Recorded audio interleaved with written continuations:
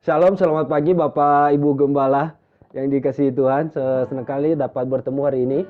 Dan kita akan memulaikan seminar ini bersama-sama. Nanti kita juga akan diskusi, kita akan ngobrol.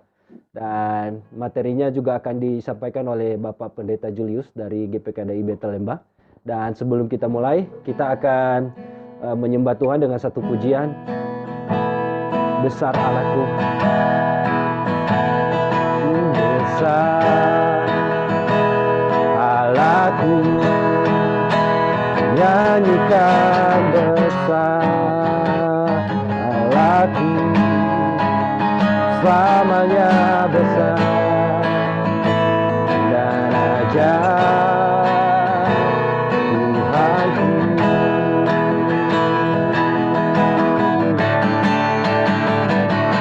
Besar Allahku, nyanyikan besar Allahku, selamanya besar dan ajaib Tuhanku.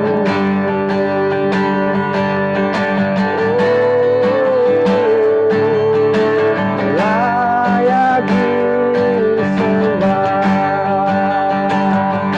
Kau Raja segala raja. Hatiku bernyanyi, Kau besar, layak disembah, layak disembah. Kau Raja segala raja. Hatiku bernyanyi, Kau besar, besar Allahku, besar Allahku, nyanyikan besar Allahku, selamanya besar dan ajaib, selamanya besar dan ajaib, selamanya besar dan ajaib Tuhanku.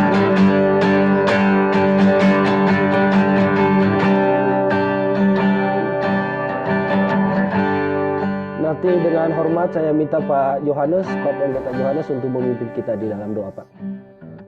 Mari kita berdoa.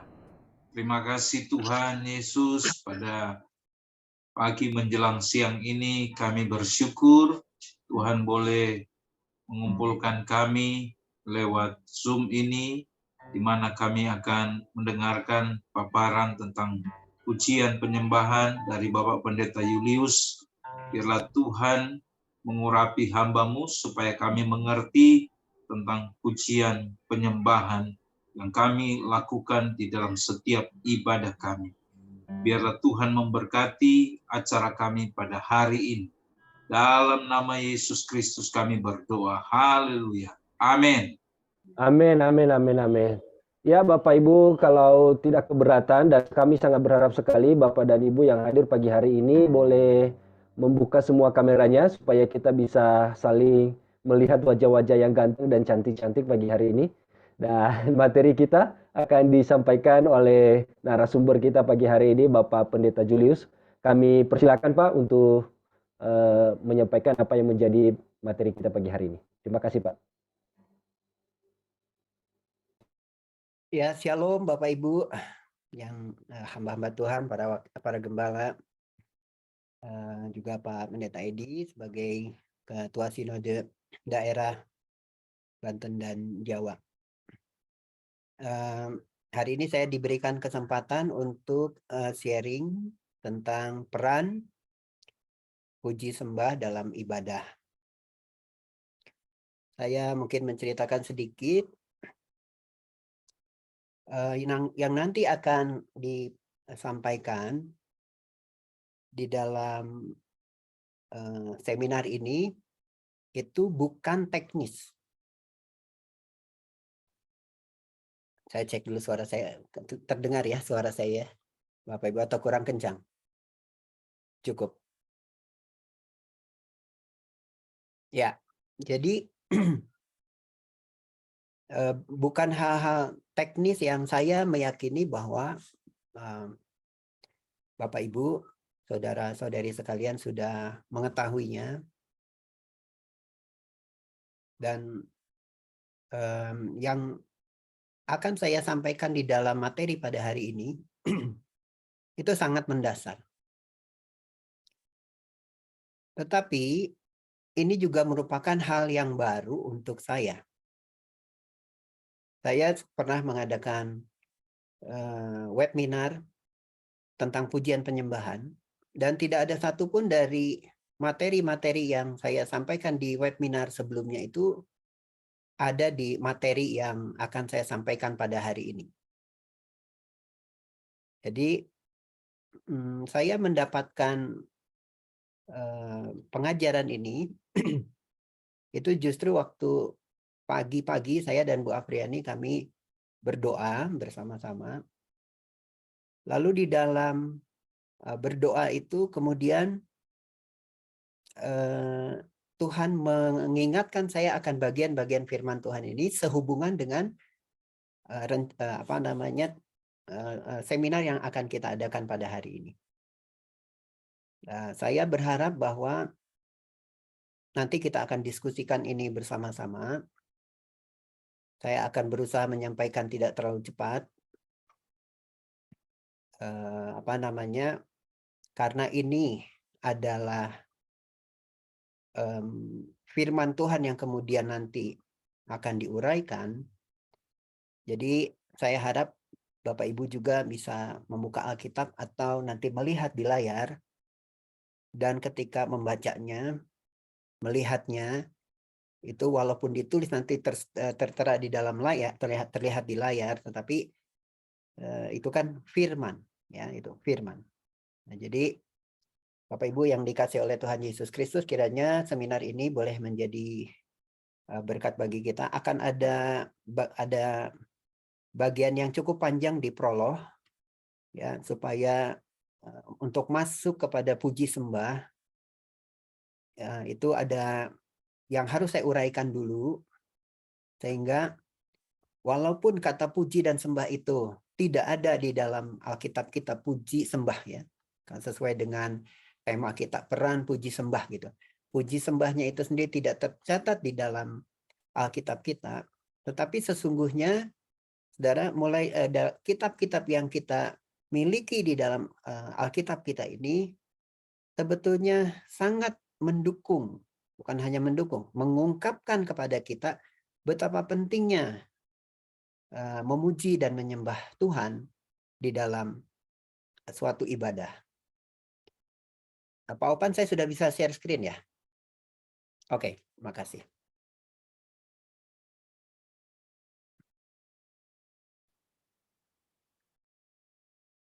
Saya punya cukup banyak PPT-nya, saudara, tapi tidak.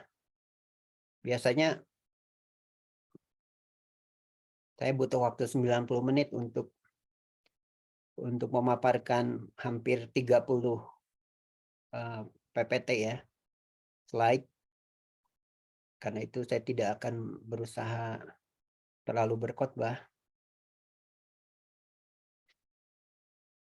supaya bisa ini aja.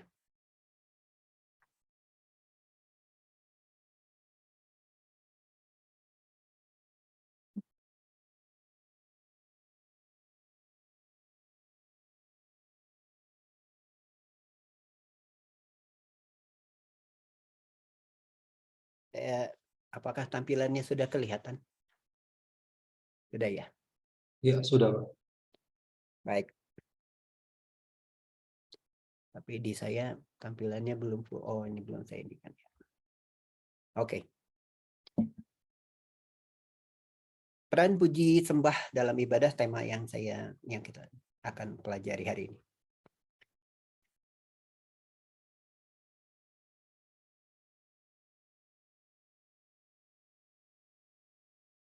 1 Korintus pasal 14. 1 Korintus 14 ayatnya yang ke-23a dan ayatnya yang ke-25. Dikatakan seperti ini. Jadi kalau seluruh jemaat berkumpul bersama-sama. Ayat 25-nya. Sungguh Allah ada di tengah-tengah kamu. Jadi ayat ini berbicara tentang seluruh jemaat yang berkumpul.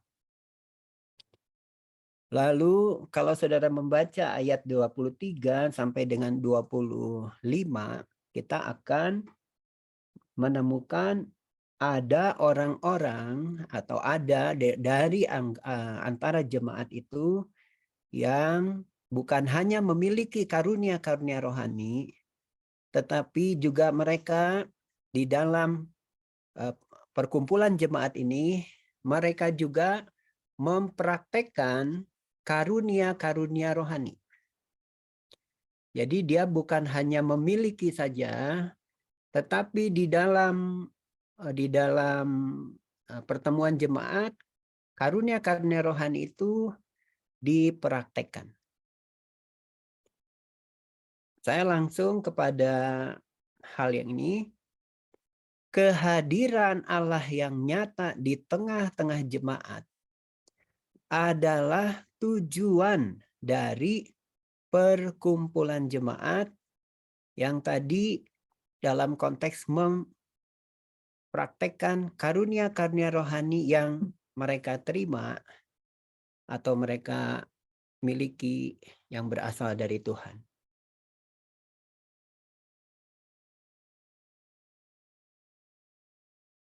Apa yang menjadi tanda kehadiran Allah di dalam perkumpulan jemaat? Ketika seluruh jemaat berkumpul, apa yang menjadi tanda dari kehadiran Allah? Apakah seperti gambar ini? Ya, ada yang menari, ada yang melompat, ya penuh dengan kegairahan, atau seperti ini orang semua mengangkat tangan, tertunduk menyembah Tuhan. Apakah itu bisa kita jadikan indikator untuk kehadiran Allah di tengah-tengah umatnya? Mungkin bisa ya, bisa tidak. Tetapi Bapak Ibu, saudara-saudara yang dikasihi oleh Tuhan Yesus, saya mengucap syukur bahwa ketika mempersiapkan seminar ini, Tuhan mengungkapkan bahwa yang menjadi tujuan dari perkumpulan jemaat itu adalah kehadiran Allah yang nyata di tengah-tengah jemaat. Dan sekali lagi itu bukan ide saya. Itu adalah firman Tuhan yang menyatakannya kepada kita.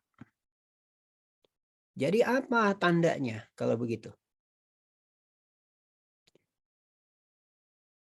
Saya akan membacakan secara lengkap sekarang dari ayat 23 sampai dengan ayat 25. Jadi kalau seluruh jemaat berkumpul bersama-sama dan tiap-tiap orang berkata-kata dengan bahasa roh, lalu masuklah orang luar atau orang-orang yang tidak beriman, tidakkah mereka akan katakan kamu gila?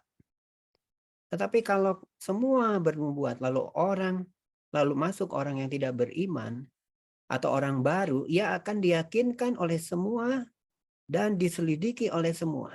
Nah, saya memberikan penekanan ayat 25 ini. Segala rahasia yang terkandung di dalam hatinya akan menjadi nyata sehingga ia akan sujud menyembah Allah dan mengaku, sungguh Allah ada di tengah-tengah kamu. Saya akan bahas ayat ini nanti, tetapi di ayat 25 ini ada bagian yang hilang. Ada bagian yang hilang. Bukan hilang, tidak diterjemahkan di Alkitab bahasa Indonesia kita. Ya, tapi dalam Alkitab bahasa asli dan Alkitab bahasa Inggris ada kata yang tidak diterjemahkan di sini. Nah, saudara, dari ayat ini, dari ayat 23 sampai dengan ayat 25, jadi kalau seluruh jemaat berkumpul, lalu dan dikasih oleh Tuhan, ayat 25 ini menarik. Karena dikatakan, segala rahasia yang terkandung di dalam hati orang yang datang untuk ikut ambil bagian dalam satu ibadah itu akan menjadi nyata. Tapi dengan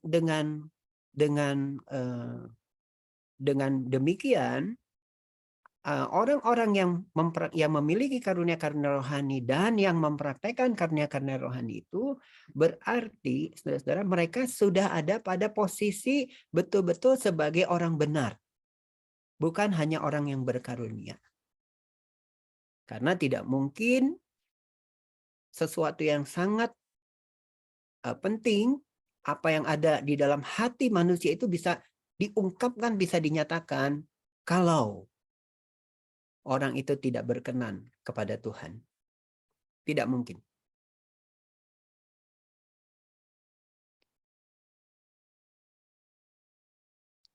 Jadi mengangkat tangan, bersorak-sorai, menari untuk Tuhan, tidak ada yang salah dengan itu, ya. Bukan saya mengatakan itu tidak benar, tetapi kalau dari konteks firman Tuhan yang kita baca, maka terungkapnya rahasia yang ada di dalam hati jemaat, itulah yang menjadi tandanya. Mengapa? Saudara, ini jawaban ini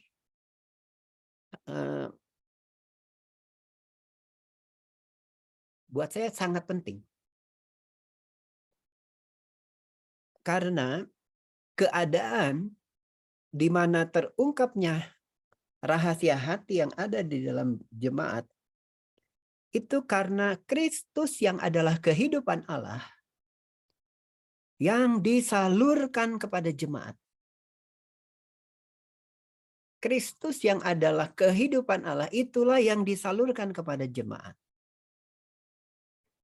Jadi segala sesuatu yang terungkap itu karena mereka melihat Kristus sebagai cerminan mereka.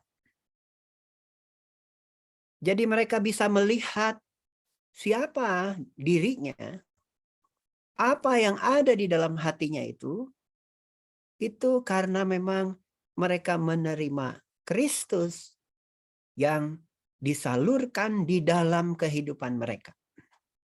Saudara, ini poin yang sangat penting. Kalau kita betul-betul mengakui Kristus itu sebagai kepala gereja, dia bukan hanya Kristus yang menginginkan supaya umatnya itu memuji dan menyembah Tuhan, bukan hanya dia punya masalah ego sehingga dia menginginkan umat-umatnya itu di seluruh dunia harus memuji dan menyembah Tuhan. Tuhan tetap Tuhan walaupun tidak ada seorang pun yang menyembah dia. Tapi saudara yang dikasih oleh Tuhan Yesus Kristus, kalau Kristus yang adalah kehidupan Allah itu disalurkan kepada jemaat, ya nanti disalurkan itu apa maknanya? Tetapi kalau kehidupan Kristus itu disalurkan kepada jemaat, maka sudah yang dikasih oleh Tuhan, itulah yang membuat rahasia yang ada dalam hati jemaat itu terbongkar. Apa makna dari Kristus disalurkan kepada jemaat? Ibadah jemaat itu dipenuhi dengan Allah. Sebab Allah benar-benar dinyatakan. Allah benar-benar dibicarakan. Allah benar-benar ditinggikan. Dan jemaat dibawa kepada Allah. Kalau sudah perhatikan, ini saya bukan tanpa tujuan menulis ini, saudara. Karena saya kemudian meletakkan ini seperti ini ya. Bahwa Kristus itu adalah Allah.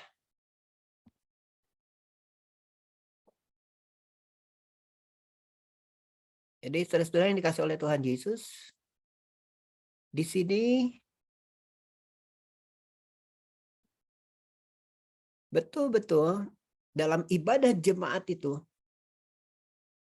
penuh dengan Allah. Tidak ada tempat untuk gosip. Tidak ada tempat untuk yang lain selain kita betul-betul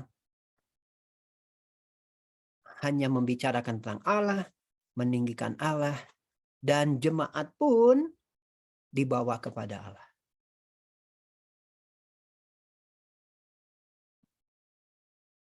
Saudara-saudara, hati manusia yang berdosa itu dipenuhi dengan keserakahan. Dan keserakahan ini berjalan dengan teman-temannya.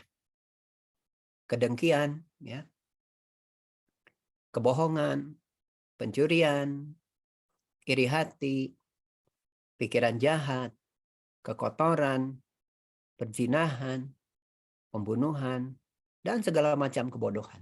Markus 7 ayat 21 sampai dengan ayatnya yang ke-22. Karena saya tadi berbicara tentang hati, apa yang menjadi rahasia hati. Nah, saudara, kalau kita mau uraikan lagi tentang poin ini, ya tentu akan ada banyak hal. Tetapi inilah yang diungkapkan oleh Tuhan Yesus ketika Tuhan Yesus membicarakan tentang masalah hati. Ya, dalam hati manusia itu banyak keserakahan. Dan ini teman-teman dari keserakahan itu. Dan bahkan Nabi Yeremia dalam Perjanjian Lama berbicara tentang hati itu adalah hati yang licik. Ya, kita lihat ya, Yeremia pasal yang ke-17. Yeremia pasal 17.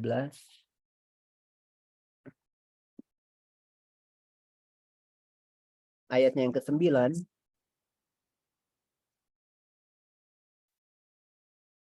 Yeremia 17 ayatnya yang ke-9 dikatakan, betapa liciknya hati, lebih licik daripada segala sesuatu. Hatinya sudah membatu, siapakah yang dapat mengetahuinya? Saya lanjut dengan ayat 10. Aku Tuhan yang menyelidiki hati, yang menguji batin, untuk memberi balasan kepada setiap orang setimpal dengan langkah-langkahnya, setimpal dengan hasil perbuatan. Jadi saudara, prinsipnya tetap sama. Kalau Allah di dalam Perjanjian Lama itu dikatakan sebagai Allah yang menyelidiki hati, maka saya tetap meyakini bahwa di dalam ibadah yang kita lakukan sebagai jemaat, Allah juga melihat dan menguji hati kita. Dalam Matius pasal 13, Tuhan Yesus juga berbicara mengenai hati.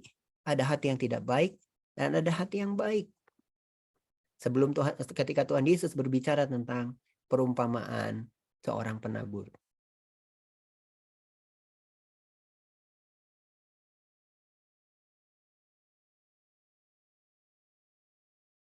Alasan mengapa keserakahan dengan teman-temannya itu berjalan bersama itu karena bersumber dari hati yang jahat. Bersumber dari hati yang jahat. Tadi di ayat yang ke-9 dari Yeremia 17. Hati yang membatu, hati yang keras, hati yang jahat itu siapa yang tahu? Hanya Tuhan yang tahu. Tidak, kita tidak tahu tentang hati. Hanya orang itu dan Tuhan yang tahu. Nah, saudara, hati itu adalah organ utama yang menentukan kehadiran Allah itu apakah dapat dialami atau dirasakan oleh jemaat dalam ibadah mereka atau tidak. Jadi kalau orang mengatakan merinding ya, kalau hadirat Tuhan merinding itu bukan tanda untuk kita bisa menandai kehadiran Tuhan atau bukan, saudara yang kesulatan. Tetapi hati itu adalah organ utama yang menentukan kehadiran Allah itu dapat dialami oleh jemaat dalam ibadahnya atau tidak. Nah, menurut saya ini penting bagi kita sebagai hamba-hamba Tuhan, para pelayan Tuhan. Jadi kita tidak melihat fenomena yang kelihatan, wah hari ini sorak-sorainya luar biasa, orang menari-nari, orang menangis, dan lain sebagainya. Ya, tapi kita akan lebih kepada yang esensi. Yang diungkapkan kepada kita melalui firman Tuhan. Sehingga kita juga tidak akan tertipu ya dengan penampilan-penampilan yang kadang-kadang bikin heboh ya. Sekali lagi kita tidak tahu apa yang ada dalam hati orang. Tetapi firman Tuhan sudah mengungkapkan kepada kita seperti ini. Nah, saudara, mengapa jemaat tidak bisa merasakan kehadiran Allah? Sebab jika ada hati yang jahat, maka sulit bagi jemaat untuk merasakan kehadiran Allah.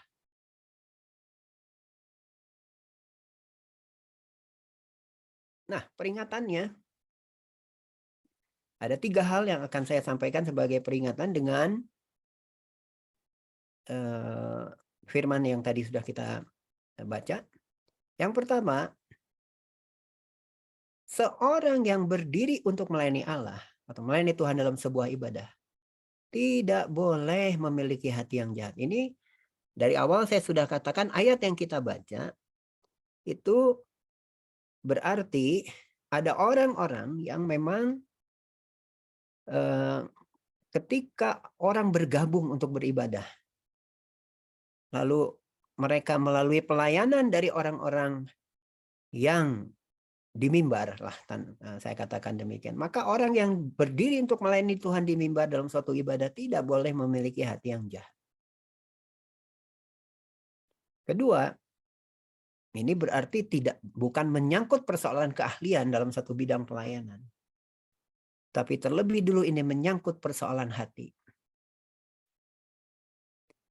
Dan yang ketiga, seorang pelayan dengan hati yang jahat menghalangi orang lain untuk dapat merasakan kehadiran Allah di dalam ibadahnya. Ya, kita baca Matius pasalnya yang ke-23. Matius pasal 23 ayatnya yang ke-13 dikatakan seperti ini. Matius 23:13. Celakalah kamu, hai ahli-ahli Taurat dan orang-orang Farisi. Hai kamu orang-orang munafik, karena kamu menutup pintu-pintu kerajaan sorga di depan orang. Sebab kamu sendiri tidak masuk dan kamu merintangi mereka yang berusaha untuk masuk. Dan saudara-saudara, yang menjadi problem daripada orang Farisi dan ahli-ahli Taurat itu bukan mereka itu tidak tahu tentang hukum-hukum, tetapi masalahnya mereka itu sudah melupakan apa yang esensi, dan itu berhubungan dengan hati mereka. Mereka sudah berlaku tidak adil, mereka juga berlaku tidak setia. Kalau saudara menemukan ya, atau kita melihat orang-orang dengan kondisi hati seperti ini, walaupun dia seorang pelayan Tuhan, saudara, ya ini yang diungkapkan oleh firman Tuhan kepada kita. Tapi saudara, tolong pahami bahwa ketika ini saya sampaikan bukan tujuannya untuk menghakimi, tetapi ini tujuannya supaya kita betul-betul nanti bisa merasakan di dalam ibadah kita melalui puji sembah itu betul-betul Allah yang ditinggikan, Allah yang dibicarakan, Allah yang dimuliakan, dan jemaat dibawa kepada Allah. Kristus dan Allah. Ya. Nah, ini saya akan masuk ke poinnya. Saya tadi sudah sampaikan bahwa prolognya akan cukup panjang. Nah, jadi saudara-saudara, bagaimana rahasia hati itu dapat terungkap dan untuk tujuan apa? Tujuannya bukan untuk menghakimi anggota jemaat, tapi tujuannya adalah supaya ada pertobatan hati. Pertanyaannya, bagaimana caranya? Dalam konteks seminar kita ini, saudara, secara saya tidak akan mengatakan bagaimana caranya itu kemudian ada step-step 1, 2, 3, 4 sepertinya jadi mudah jadi gampang, tetapi saya mau membangun saudara pengertian kita dan pemahaman kita, ya. Dan ini sekali lagi berlandaskan kepada kebenaran firman Tuhan yang saya punya dan saudara juga punya. Jadi bagaimana caranya untuk kita bisa apa namanya, rahasia hati di dalam diri jemaat itu terungkap, supaya kalau ada hal-hal yang buruk tadi, ada segala keserakahan dengan segala teman-temannya itu kemudian bisa terlepas, ya, tidak ada lagi di dalam hati mereka. Mereka sadar dengan keadaannya. Ya, itu kan tujuannya, jadi bukan untuk menghakimi, tapi tujuannya adalah supaya ada pertobatan hati. Mengapa saya sampai kepada titik ini? Karena saudara dikasih oleh Tuhan, tadi di dalam pertemuan jemaat, lalu ketika ada orang yang bergabung, ya, entah dia orang baru, entah juga mungkin dia jemaat yang lama, ya, entah dia siapapun yang ikut ambil bagian dalam ibadah jemaat, dalam ibadah bersama itu, saudara, maka ketika mereka datang, lalu hal-hal yang membuat dia tidak bisa merasakan kehadiran Allah di dalam pertemuan jemaat itu, itulah yang dibongkar, itulah yang diungkapkan, sehingga akhirnya apa? Siapapun orang yang ikut ambil bagian di dalam ibadah, di dalam puji dan sembah itu dan kasih oleh Tuhan, mereka betul-betul dapat merasakan kehadiran Allah. Cara yang dinyatakan berdasar oleh Alkitab kita ini adalah, saudara, ini 1 Korintus 14 ayat 26a. Jadi sekarang saudara-saudara, jadi bagaimana sekarang saudara-saudara? Bila mana kamu berkumpul, hendaklah tiap-tiap orang mempersembahkan sesuatu. Yang seorang mazmur, yang lain pengajaran, atau pernyataan Allah, atau karunia bahasa roh, atau karunia untuk menafsirkan bahasa roh. Tetapi semuanya itu harus dipergunakan untuk membangun. Nah, saudara, sesuatu yang dipersembahkan, mempersembahkan sesuatu itu karena terlebih dahulu memiliki apa yang hendak dipersembahkan. Ya, itu logis sekali. Saudara tidak akan mempersembahkan sesuatu kalau saudara tidak memiliki. Ya. Bahkan kalau kita membaca di dalam kitab Imamat, ketika umat Israel itu akan memberikan persembahan-persembahan, saudara, persembahan yang paling minim itu adalah segenggam tepung.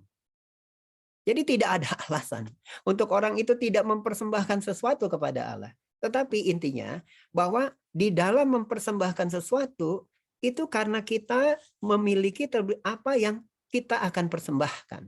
Nah, karena itu saudara, menurut saya ini akan sejalan dengan Alkitab di dalam bahasa aslinya yang diterjemahkan seperti ini. Kalau dalam bahasa aslinya. Ini yang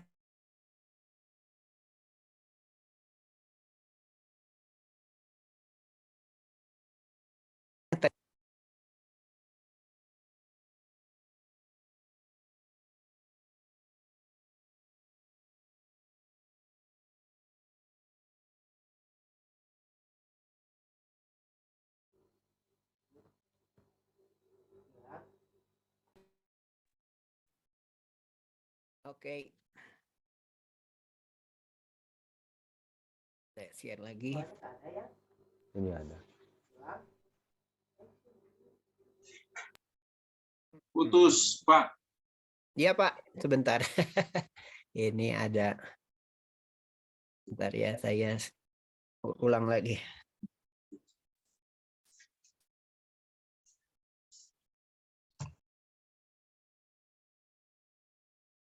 Oke. Nah, saudara, di dalam bahasa aslinya dan juga di dalam terjemahan yang lain, bukan bahasa Indonesia. Jadi bagaimana sekarang, saudara-saudara, bila mana kamu berkumpul, masing-masing kamu, nah ini berbeda ya, bukan mempersembahkan, tapi memiliki eksei dalam bahasa Yunaninya.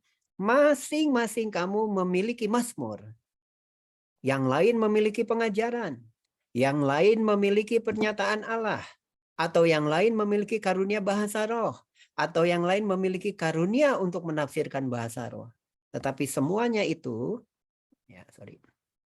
tapi semuanya itu dipergunakan untuk membangun. Nah, membaca ayat firman Tuhan ini, Bapak Ibu yang dikasihi oleh Tuhan Yesus, jadi di dalam pertemuan jemaat itu,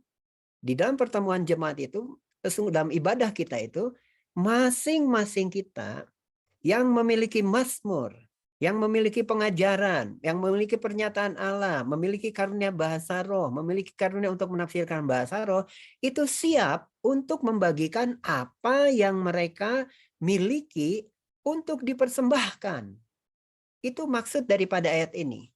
Jadi kita itu kalau datang ibadah, bukan nunggu, aduh siapa nih pengkhotbahnya.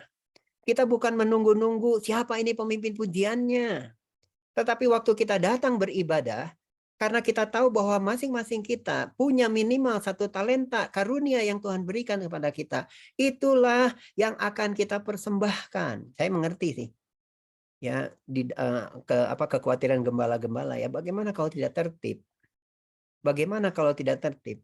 Ya, saya hanya tentu itu pokok bahasan yang lain, tapi saya mau sampaikan bahwa Roh Allah itu tertib. Ya, jadi ketertiban itu pasti ada dalam ibadah. Ya.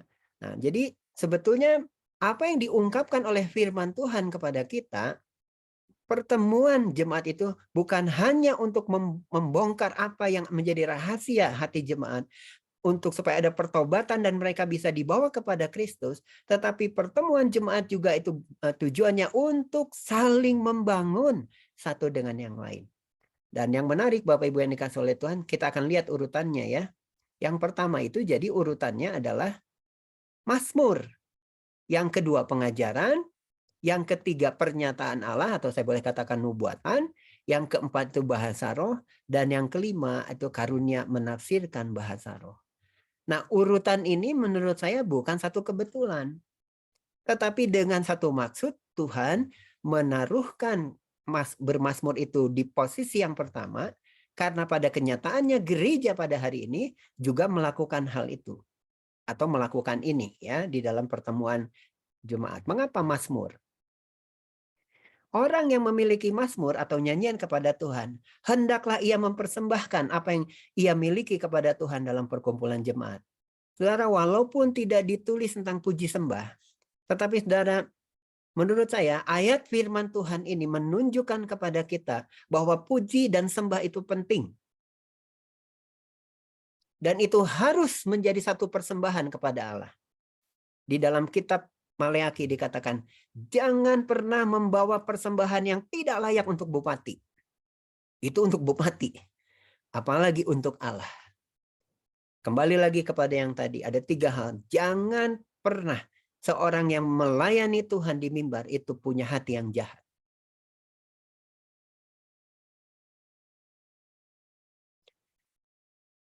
Pokok kitab Mazmur itu adalah ekspresi perasaan, kesan, dan pengalaman orang-orang beribadah dan mencari Allah. Dan menjamah Allah melalui pujian, doanya, dan nyanyian dengan sorak-sorai. Saudara, kitab Mazmur itu bisa dipakai menjadi referensi bagi kita. Jemaat, gereja, untuk kita bisa memuji dan menyembah Allah. Berasal dari bahasa Yunani, salmon. Ya, salmon. Itu adalah sebuah kata benda, gendernya maskulin. Ya, definisinya itu suatu pukulan pada dawai kecapi atau sebuah mazmur. Pemakaian katanya sebuah mazmur, lagu pujian, atau kitab Mazmur Ibrani tergantung konteksnya. Tetapi yang menjadi highlight saya adalah mazmur mengingatkan, karena definisinya, mazmur mengingatkan bahwa definisinya mengingatkan kepada kita bahwa mazmur itu adalah untuk dinyanyikan. Jadi gambaran pujian dalam kitab Mazmur, walaupun tidak mengikuti urutan yang kaku, dapat dilihat ada pola. Nah, jadi kalau kita menyelidiki, ya ini sebuah cerita yang panjang lagi pastinya, saudara. Tapi saya akan sampaikan bahwa ada 7 hal dalam bahasa Ibrani yang dipakai untuk menggambarkan berbagai dimensi atau gambaran mazmur yang dinyanyikan. Jangan lupa, sekali lagi saya ulang bahwa mengapa harus bermazmur? Mengapa harus mempersembahkan mazmur? Dari definisinya kita tahu bahwa mazmur itu harus dinyanyikan. Dan kata-kata atau kata dalam bahasa Ibrani yang dipakai untuk menggambarkan hal itu adalah sebagai berikut. Yang pertama, todah. Todah itu adalah korban syukur. Yadah itu ucapan syukur dengan tangan yang terangkat dalam penyembahan. Ya, ada yang mengangkat tangan begini, ada yang mengangkat tangan begini, ya. Kemudian halal, memuji dengan bebas. Sabak, bersorak dengan penuh kemenangan. Yang menarik, saudara, zamar itu memainkan alat musik ditaruh pada, sekali lagi polanya tidak kaku, pada posisi yang kelima. Barak memberkati Tuhan, bless the Lord. Dan tehilah menyanyikan nyanyian rohani.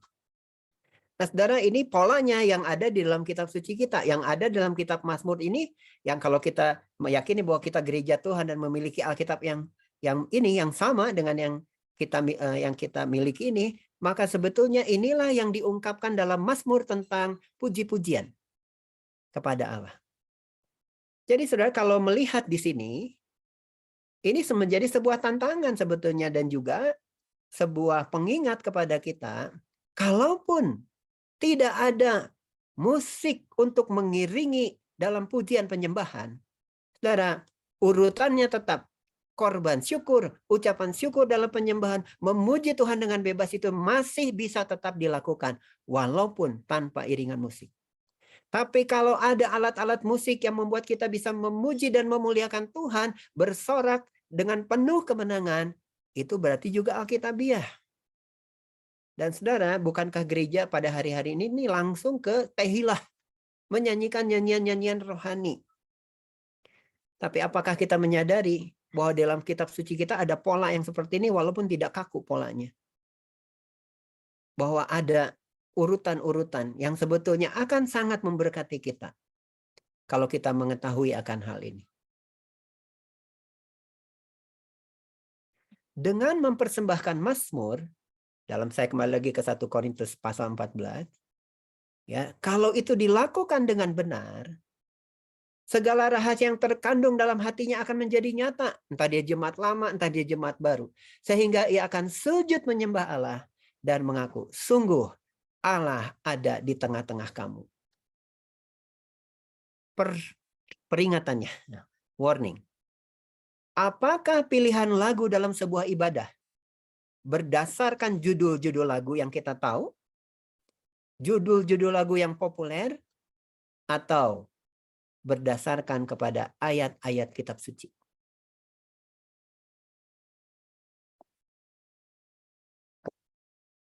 Saudara, kalau sudah bisa melihat, ini buku yang saya punya, judulnya Karunia Musik. Ditulis oleh James Stuart Smith dan Betty Carlson. Di dalam buku ini ditulis tentang para komponis besar dan pengaruh mereka. Dan yang menarik, saudara, para komponis besar seperti Johannes Masbach itu ya, dan orang-orang yang mempunyai talenta musik yang luar biasa, ternyata itu adalah orang-orang yang hatinya juga lekat dengan Tuhan. Mereka menjadikan kitab Mazmur sebagai landasan ketika mereka menciptakan musik-musik yang luar biasa. Peringatannya bagi kita, apakah pilihan lagu dalam ibadah itu berdasarkan judul lagu yang kita tahu atau kita mencarinya seturut dengan ayat-ayat kitab suci? Bagaimana? Saya malah memberikan contoh saja ya, saudara. Saya suatu hari berkesempatan mengikuti sebuah International Mission Conference ya di Australia. Saya diminta untuk memimpin perjamuan kudus. Sebetulnya saya sudah berencana 1 hari sebelumnya dengan teman saya Jimmy. Jimmy itu dia orang Nigeria, tapi pelayanannya di Makedonia. Saya udah bilang sama Jimmy, saya akan ikut dengan kamu ke satu kota namanya Rockhampton. Nah, saudara, tetapi waktu pagi-pagi dari malam sebelumnya, tapi saya rasanya tidak damai kalau saya harus pergi dengan Jimmy. Jadi saya akhirnya mau mengambil keputusan untuk menerima pelayanan memimpin perjamuan kudus ya di seminar itu. Nah, saudara, pagi-pagi saya sudah bangun. Lalu saya bertanya kepada Tuhan, kalau Tuhan ingin saya memimpin perjamuan Tuhan itu apa yang harus saya siapkan lagunya? Lalu saya Roh Kudus menuntun saya untuk membuka Wahyu pasal 4 dan Wahyu pasal 5. Di Wahyu pasal 4 dan pasal 5 itu kemudian ada tentang tahta Allah. Nah, saudara yang dikasih oleh Tuhan, dari ayat firman Tuhan itu kemudian saya mengerti, baik kalau gitu lagunya adalah kados, ya. Kados, kados, kados, Adonai Elohim Zebaot, ya. Jadi akhirnya saya ambil lagu itu untuk menjadi pengantar bagi kami memuji dan menyembah. Saudara, ketika saya melayani perjamuan Tuhan dan saya menyanyikan pujian itu sebelum kami masuk dalam perjamuan kudus, hadirat Tuhan itu memenuhi seluruh auditorium. Ya, kami betul-betul merasakan kehadiran Tuhan. Ya, tidak ada seorang pun yang tidak mengalami kehadiran Tuhan. Bukan saya hendak menyombongkan diri, tapi ini untuk menyampaikan kepada kita bahwa penyembahan membawa kita kepada tahta surgawi. Kita bisa merasakan tahtanya Tuhan. Kita bisa merasakan betapa Tuhan itu luar biasa. Nah, saudara-saudara yang dikasihi oleh Tuhan Yesus Kristus, kapan penyembahan sejati terjadi? Saat rahasia yang terkandung dalam hati terungkap, maka penyembahan itu terjadi. Dalam pertobatan seseorang itu, ia akan menyembah Allah dan mengaku, Allah ada di tengah-tengah kamu. Pengakuannya adalah tentang keberadaan Allah di tengah-tengah perkumpulan umatnya. Artinya dia bisa mengenali kehadiran Allah. Kalau tadinya dia sulit mengalami kehadiran Allah ketika dia memuji dan menyembah karena masalah hatinya yang jahat. Tetapi ketika Mazmur dinaikkan, setelah yang dikasih oleh Tuhan Yesus, berdasarkan kitab suci firman Tuhan yang didapat, maka saudara, itulah yang terjadi. Bagaimana kita tahu bahwa itu adalah penyembahan yang sejati? Nah, saudara perhatikan ini yang saya bilang tadi, ini hilang. And thus are the secrets of his heart made manifest. And so falling down on his face. Dan mungkin dalam Alkitab Bahasa Indonesia diterjemahkan sebagai sujud. He will worship God and report that God is in you of a truth. Ya, nah, saudara, terjatuh dengan wajah ke tanah itu bukan karena doa pengurapan, melainkan karena tidak tahan berdiri menerima Kristus sebagai kebenaran. Rahasia dalam hatinya terungkap. Orang itu sungguh-sungguh bertobat dan mengaku. Pengalaman ini, saudara, dialami oleh Paulus ketika dia dalam perjalanan ke Damsik. Orang yang pandai, orang yang penuh dedikasi kepada hukum Taurat. Tapi begitu berjumpa dengan Kristus, dia jatuh. Bukan karena Kristus itu menunjukkan kekuatannya, tetapi dia mengalami sebuah keguncangan. Karena apa, saudara? Karena selama ini yang dia yakini sebagai kebenaran itu salah. Tapi ketika dia berjumpa dengan Kristus, dia tahu, oh ini Kristus yang adalah kebenaran.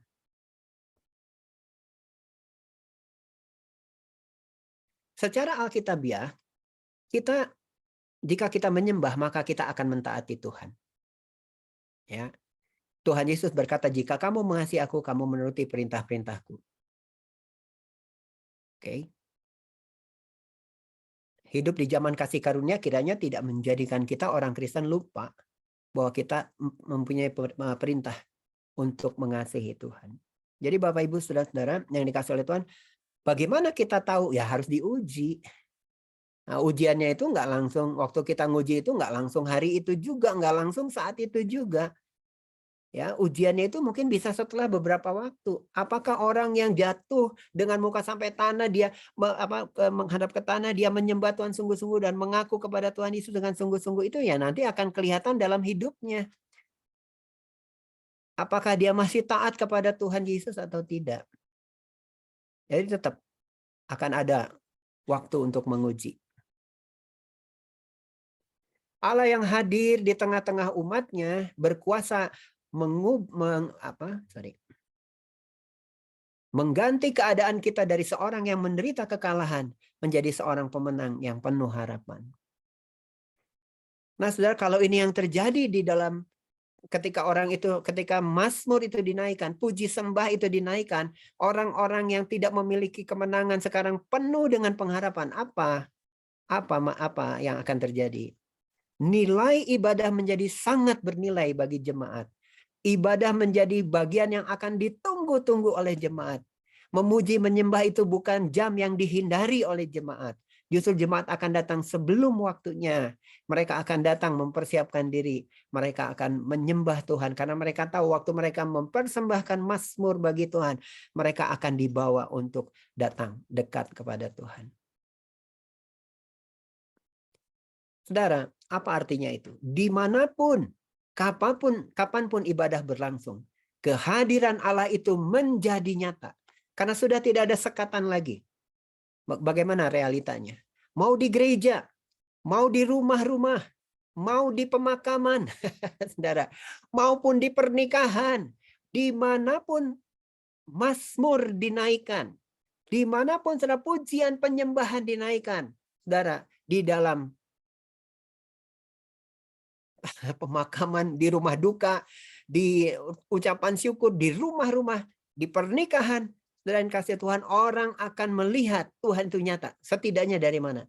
Ketika pujian dinaikkan, ketika firman disampaikan, sungguh ya Allah itu nyata. Saya ketika selesai memimpin perjamuan ya, di conference yang saya lakukan, saya mendapat pelukan hangat dari teman-teman saya dan mereka mengatakan terima kasih Julius. Ya, saudara, hadirat Allah itu bisa dirasakan. Orang yang tadinya mungkin hidup di dalam kelemahan, di dalam keadaan-keadaan yang membuat mereka itu tidak nyaman, sekarang sudah ketika mereka datang kepada Tuhan dalam ibadah, mereka bisa merasakan kehadiran Tuhan yang nyata. Ini saya baca aja ya Bapak Ibu. Hamba Tuhan Witness Lee menuliskan hal sebagai berikut. Rumah sedemikian yang membuat Allah mewahyukan, mengekspresikan dirinya sendiri, bisa membuat Allah mendapat kemuliaan yang seharusnya dia dapatkan. Juga bisa membuat Allah menggenapkan kehendaknya, menggenapkan apa yang dia inginkan. Begitu orang masuk ke rumah ini, ia bisa menjamah Allah, merasakan aroma rumah Allah, ada kehangatan, ada perhentian. Sepertinya tidak peduli dimanapun orang berada, tidak bisa mendapatkan kepuasan seperti satu-satunya kepuasan yang diberikan oleh rumah ini. Sampai mereka masuk ke dalam gereja, masuk ke dalam rumah Allah, barulah kerohanian mereka mendapatkan kepuasan yang sejati. Yang dimaksud rumah ini adalah gereja lokal. Saudara, singkatnya begini. Meskipun Allah ada di mana-mana, kita tahu He is omnipresent, ya, Allah itu Allah yang omnipresent.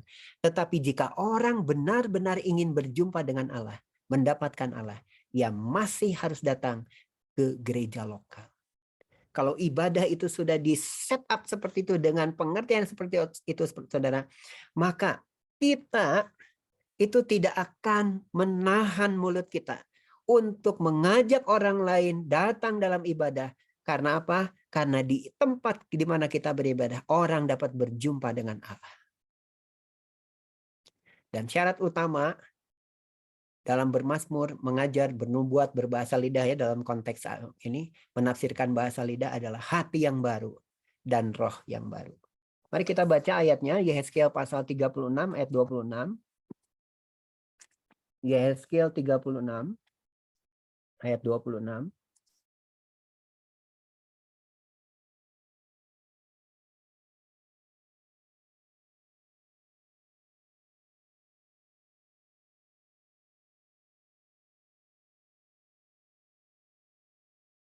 Dikatakan, Yehezkiel 36 ayat 26, kamu akan kuberikan hati yang baru dan roh yang baru di dalam batinmu, dan aku akan menjauhkan dari tubuhmu hati yang keras, dan kuberikan kepadamu hati yang taat.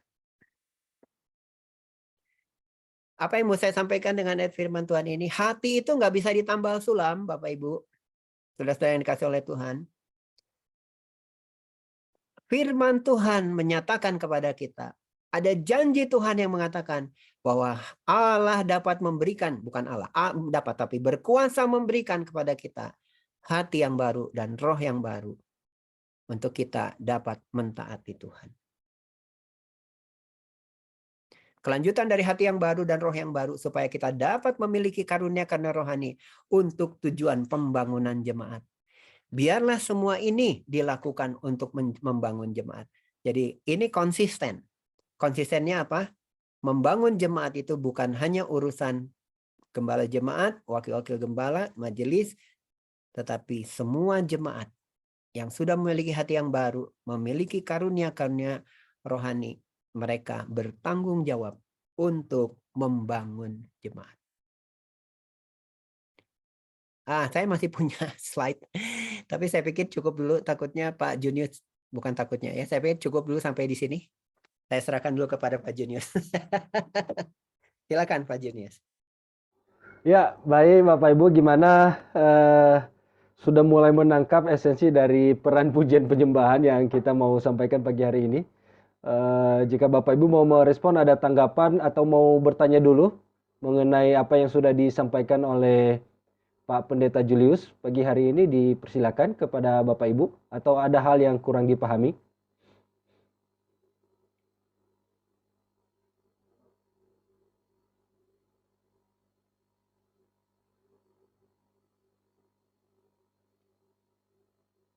Ya, Bapak Ibu, tidak adakah?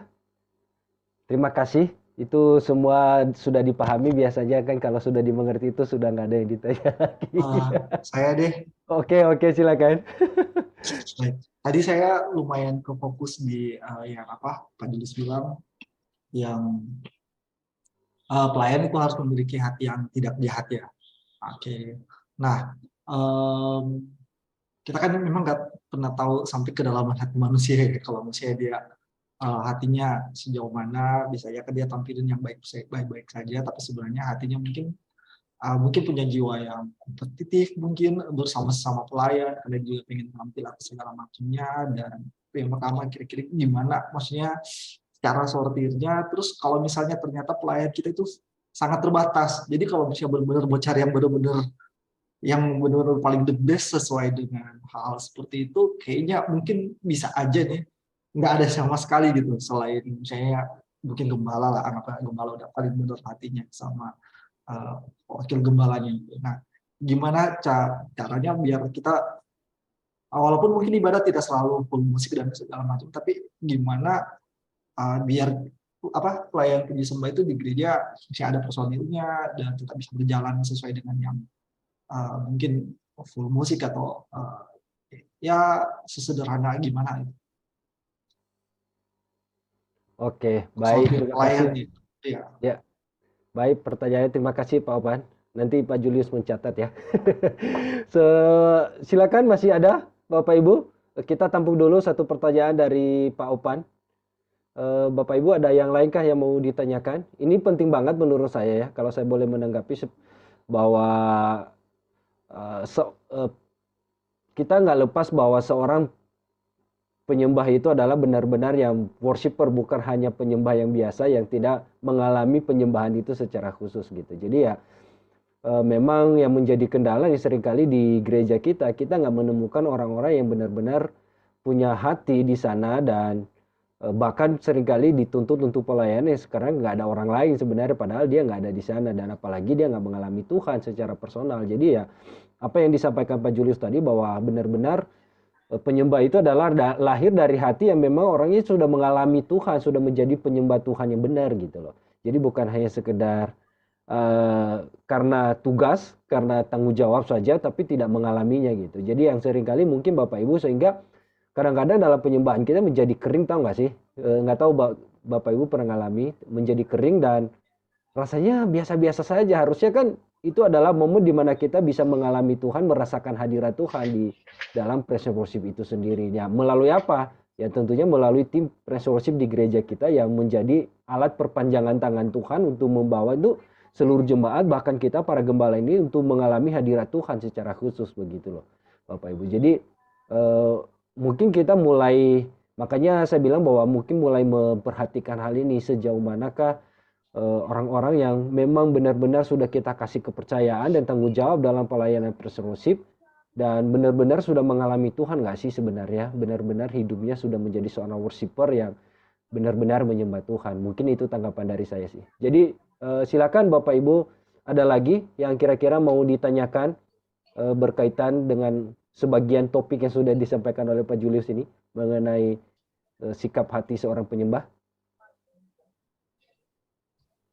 Sepertinya Bu Mary mau bertanya ini. Bu Mary sudah buka kamera soalnya. Silakan Bu. Pak Yohanes yang sudah siap. Silakan. Oke, silakan Pak.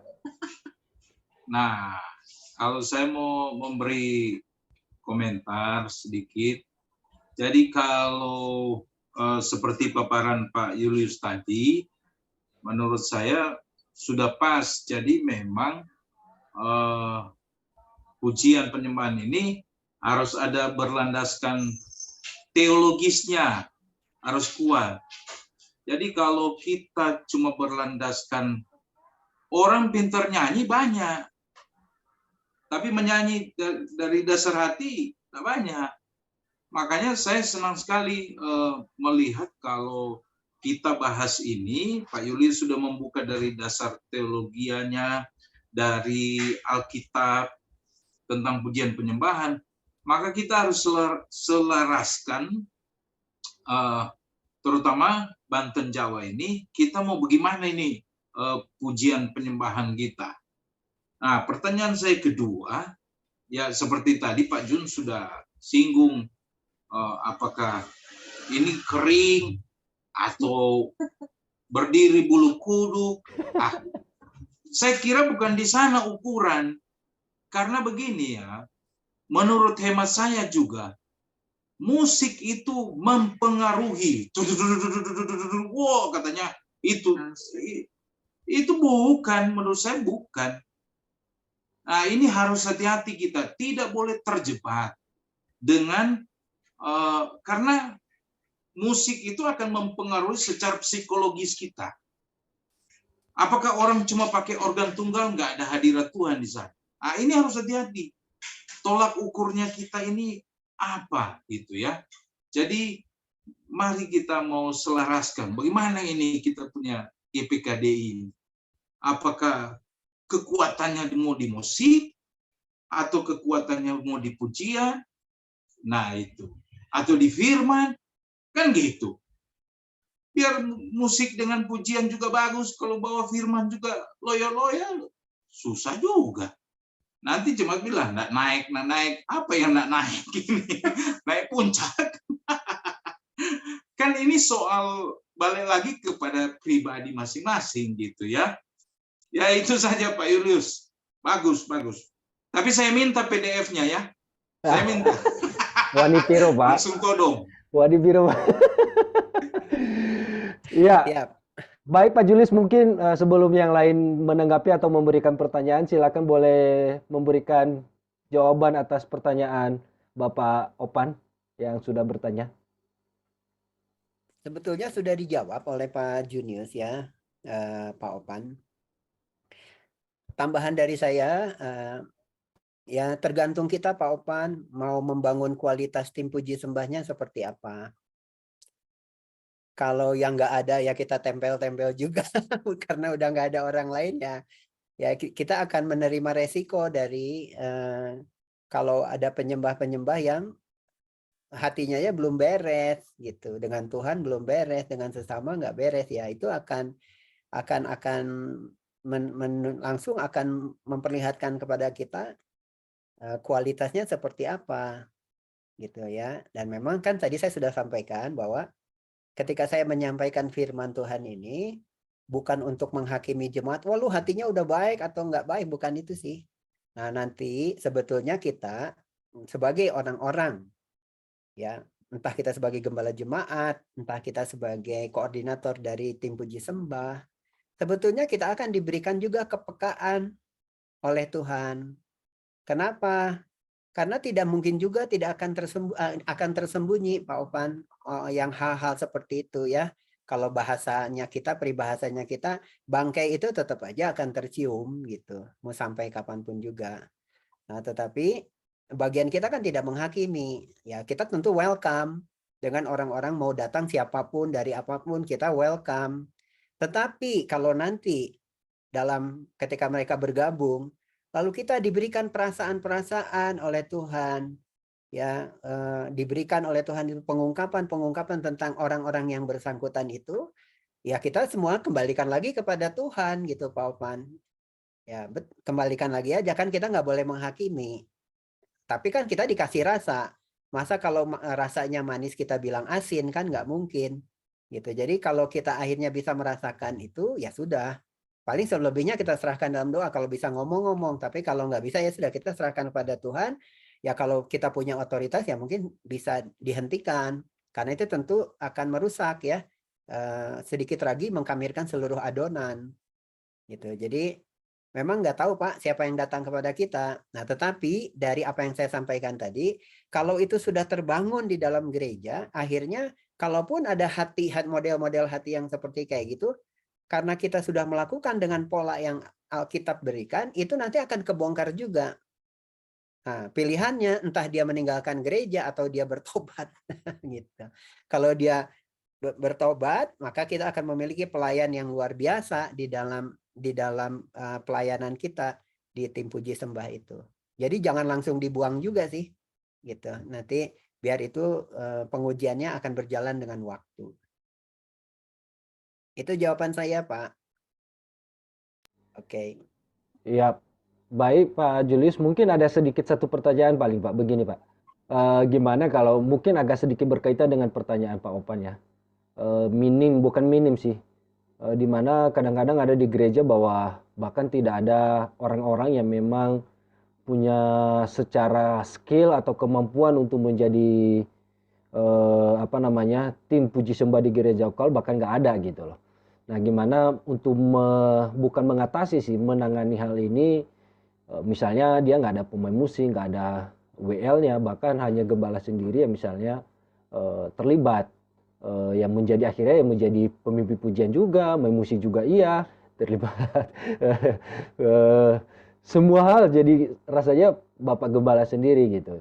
Nah seperti apa hal ini harus gereja, maksudnya Gembala Sida harus menanggapi hal ini, karena kalau istilahnya mau mengundang yang dari luar misalnya, kita pakai nih dari luar, undang ada yang mau melayani, tapi kita nggak tahu seluk-beluknya gitu, kita nggak tahu backgroundnya seperti apa, kondisi kerohaniannya seperti apa, jelas-jelas kita buta lah sama sekali, kita apalagi yang mungkin diperkenalkan oleh orang lain kepada kita gitu untuk ngajak dia pelayanan. Nah ini yang menurut Pak Julius seperti apa harus menangani kondisi yang seperti ini Pak? Apakah mau nggak mau ya udahlah yang ada aja, atau memang istilahnya ya nggak apa-apa juga kita boleh ambil misalnya dari luar untuk bantu kita dalam pelayanan puji sembah di gereja lokal? Boleh memberikan tanggapan Pak?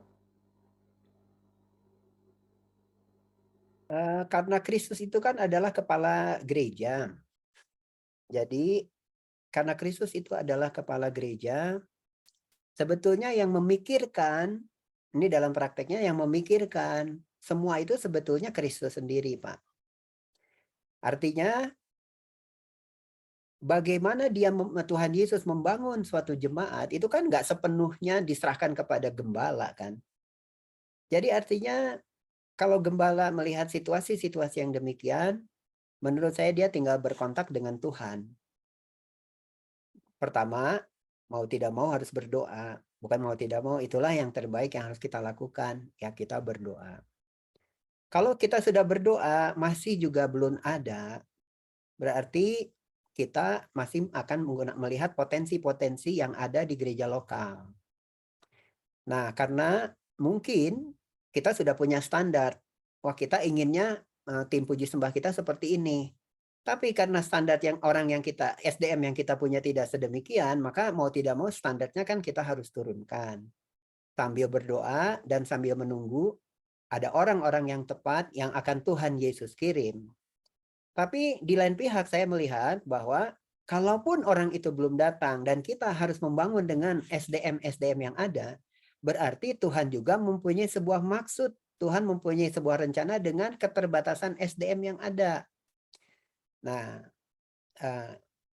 tanpa mengurangi, tanpa kita tuh memiliki gini, ini mah nggak akan maju dah, begini-begini aja, mana bisa, nggak boleh gitu juga gitu.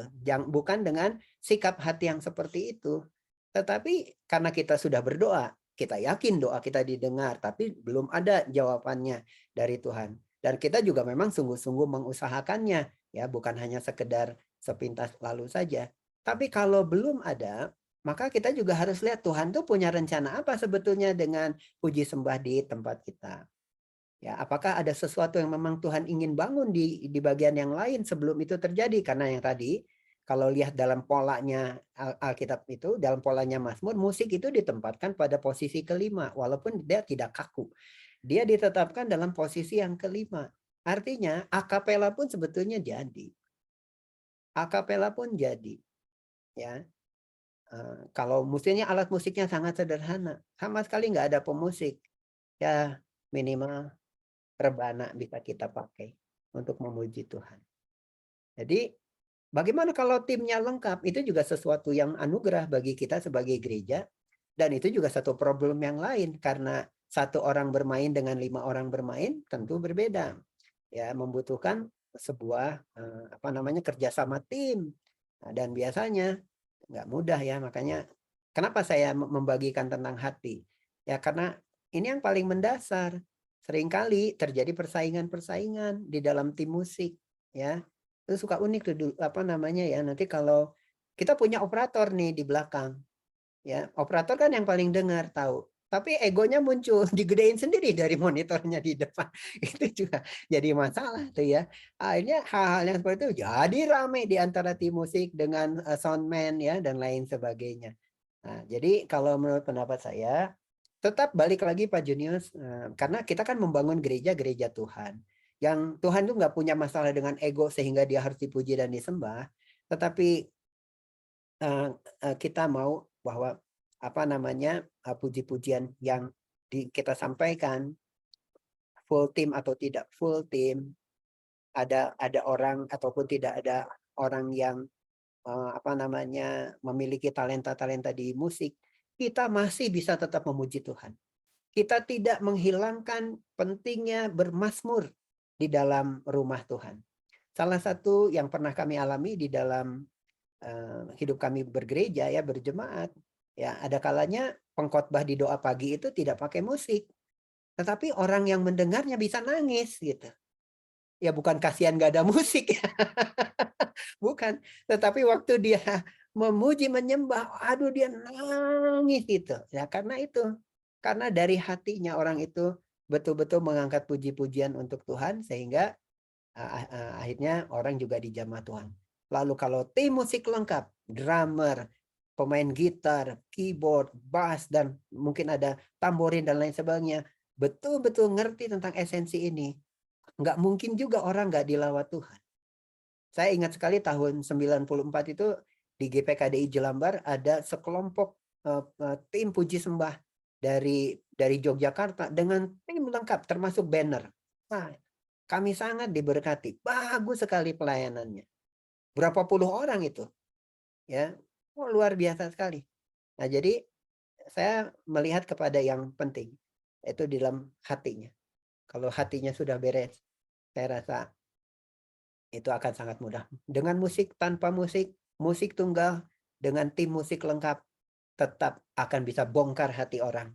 Supaya orang itu dibawa kepada Tuhan. Mungkin itu Pak Junius dari saya. Oke, baik. Terima kasih Pak Julius buat pemaparannya. Ada lagi Bapak Ibu yang mau memberikan tanggapan atau bertanya sesuatu tentang peran pujian penyembahan dalam ibadah? Kami persilakan, atau tentang materi yang sudah disampaikan oleh Pak Julius. Boleh, kami persilakan sebelum kita lanjut lagi. Silakan Ya, Bapak Pak Ibu. Junius, Ya, boleh saya beri tanggapan sedikit ya. ya boleh Pak, boleh. Ya, Terima Pak, silakan. kasih Pak Julius sudah memberikan penjabaran bagaimana kita memuji menyembah Tuhan dengan benar sesuai dengan firman Tuhan tadi. Luar biasa itu.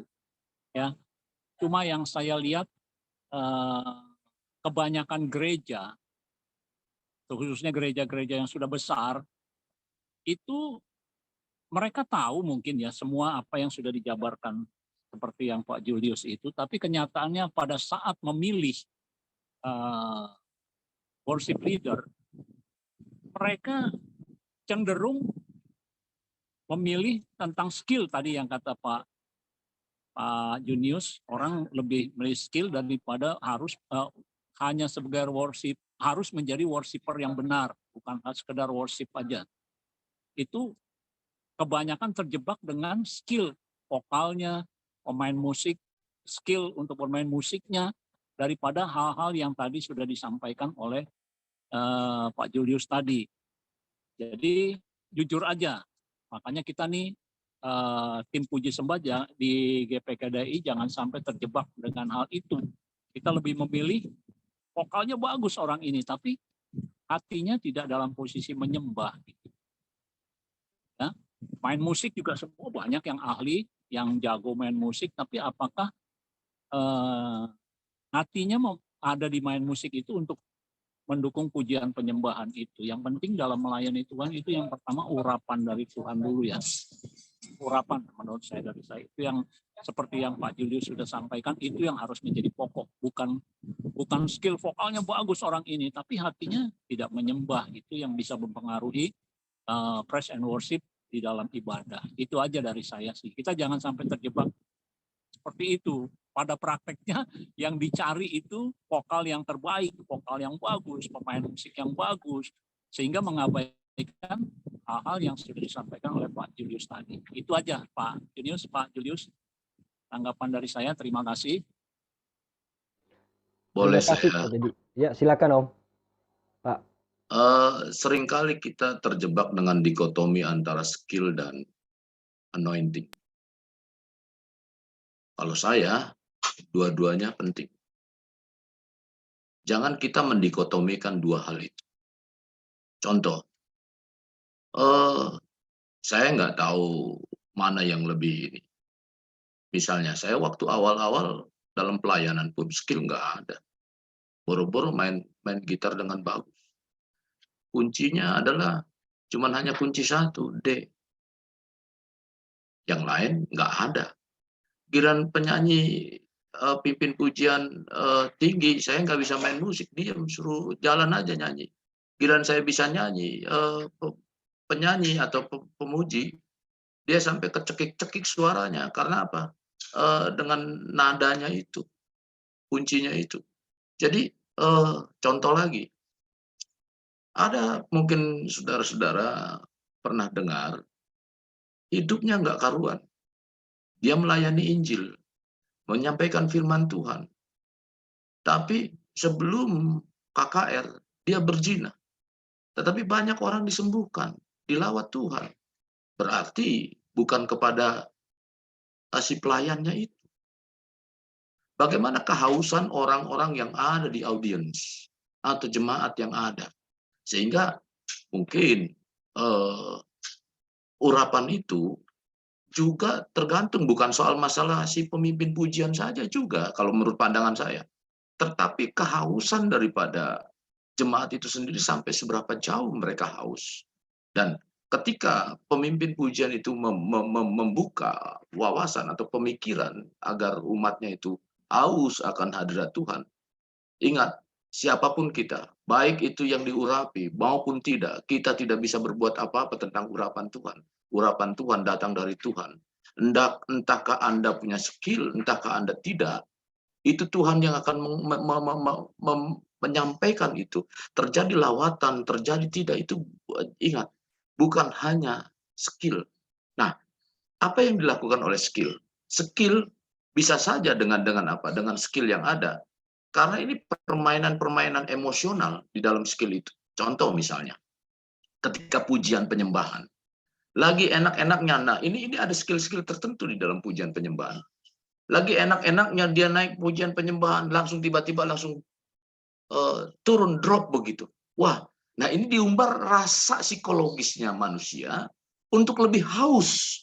Kalau lagi enak-enak diberhentikan, nggak beda saudara. Kalau lagi enak-enak makan, stop, jangan makan dulu. Dan pelan-pelan dulu. Ini rasa kehausan yang akan apa? Yang akan timbul sehingga lebih nafsu lagi untuk apa ya? Untuk merangsang adrenalin itu sendiri. Dan itu skill yang ada. Mungkin mereka teknik-teknik itu ada di dalam para pemain musik. Misalnya kenapa misalnya ada ciri-ciri khas tertentu, misalnya penyanyi dangdut, halo apa kabar, misalnya itu kan, jadi bisa membuat orang tuh, oh iya ya ada bedanya begitu. Nah ini pun mungkin juga terjadi di dalam gereja. Nah, intinya adalah bagaimana kita sebetulnya pujian penyembahan itu dalam perjanjian lama adalah bertujuan untuk memperkenalkan dirinya. Tuhan itu ingin memperkenalkan dirinya lewat apa? Lewat pujian penyembahan. Kepada siapa? Kepada umatnya, agar terjadi hubungan. Itu kan lewat pujian penyembahan di dalam perjanjian lama.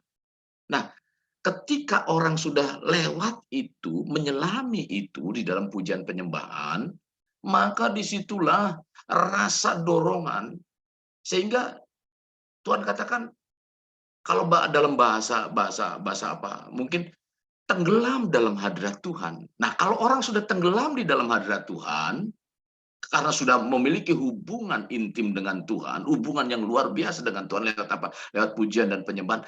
Ketika dia hanya tenggelam dalam hadirat Tuhan, yang ada hanya konsentrasi pikirannya kepada Tuhan. Nah, jadi kalau saya tadi menyikapi, kalaupun tidak ada, skill tidak ada, let's do it. Di tempat saya menganggap bahwa itu kekeluargaan. Hati Anda, selama saya masih belum memiliki skill yang ada, nggak apa-apa. Fals-fals nggak apa-apa. Kalau Anda dengarkan di YouTube di puji penyembahan JRB, GPKDI JRP, ya memang konsumsinya untuk keluarga. Saya sih untuk keluarga. Misalnya contoh begini, Pak Julius, Pak Yohanes punya keluarga. Tiba-tiba ada karaokean. Ya, lagi senang-senang kita nyanyi karaoke. Terus ada yang nyanyi, biar aku yang nyanyi. Dari terbit matahari. Nah, tiba-tiba Anda bilang, berhenti. Suaranya kasih. Biar itu keluarga. Apakah sikap seperti itu juga di dalam kekristenan seperti itu? Nah, maka tergantung konsepnya. Memang tidak sedap didengarnya. Tetapi, ya itulah kondisinya. Kalaupun tidak ada ya skill itu. Nah, kalau mereka yang sudah memumpuni, jelas mengundang begini, karena apa? Kalau mengundang skill yang ada, pemusik yang bagus, yang luar biasa, mahal. Duitnya asal kuat. GPKDI belum kuat. Jadi, terima kasih sekali Pak Julius sudah menyampaikan itu pemahaman-pemahaman yang ada. Jadi, saya jangan patah semangat memberikan apresiasi. Kalaupun skill belum ada, ini kita keluarga. Jangan takut, kalaupun fals-fals sedikit, ya merem aja lah. Kalau sudah ada, lakukan seprofesional mungkin. Itu aja yang saya sampaikan mungkin. Iya, baik. Itu bagian terakhir tuh benar banget ya. Meskipun fales-fales dinikmati ya, disyukuri apa yang ada ya.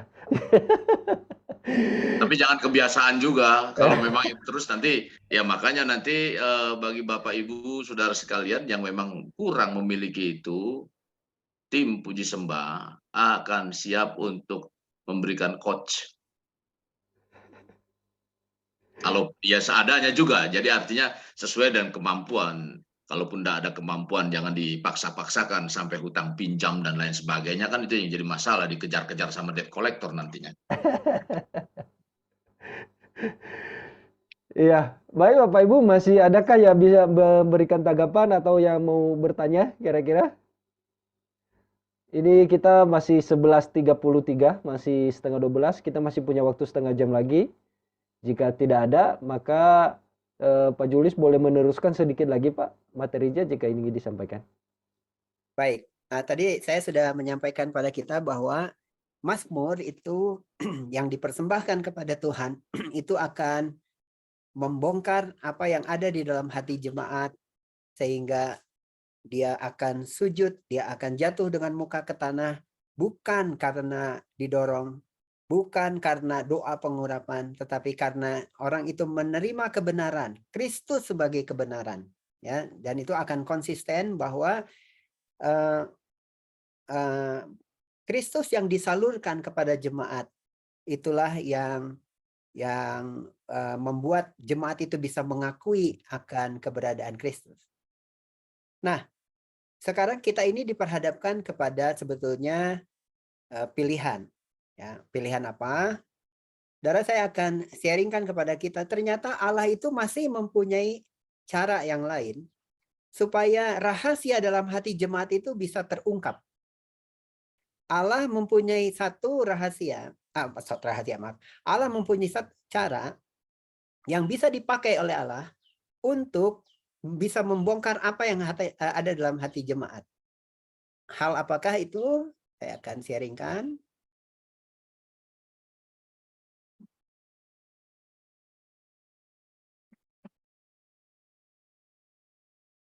Cara lain yang dapat dipakai Allah untuk mengungkapkan rahasia hati adalah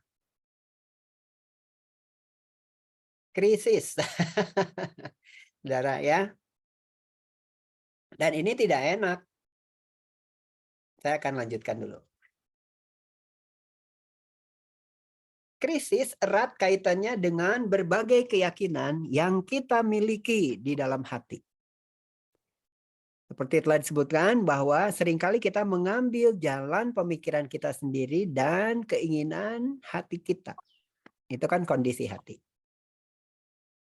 Hati yang keras, siapa yang tahu kan tadi dalam Yeremia, hati yang sudah membatu, ya, di dalam Yeremia pasal yang ke-17 ayat yang ke-9.